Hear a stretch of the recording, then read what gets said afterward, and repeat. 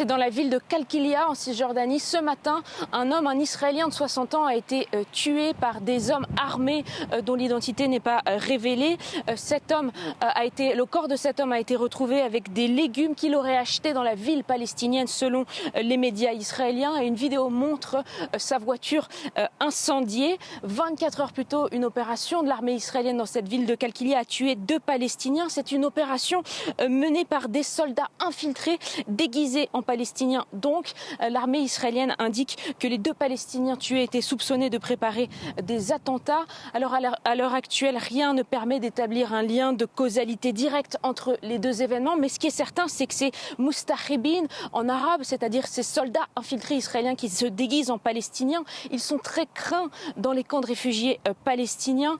Et bien sûr, cela attise les suspicions sur toute personne étrangère dans ces camps de réfugiés. Or, la zone A, qui est donc cette zone en Cisjordanie où il y a les camps de réfugiés, est strictement interdite aux civils israéliens. Elle l'était aussi avant la guerre. En tout cas, ce qui est certain, c'est que les civils palestiniens qui vivent dans ces camps de réfugiés, ils nous disent qu'ils ont la sensation de vivre dans de petites Gaza, que depuis le 7 octobre, les incursions de l'armée israélienne se sont largement multipliées, puisqu'en tout, ce sont 549 Palestiniens et 14 Israéliens qui ont été tués en Cisjordanie occupée depuis le 7 octobre.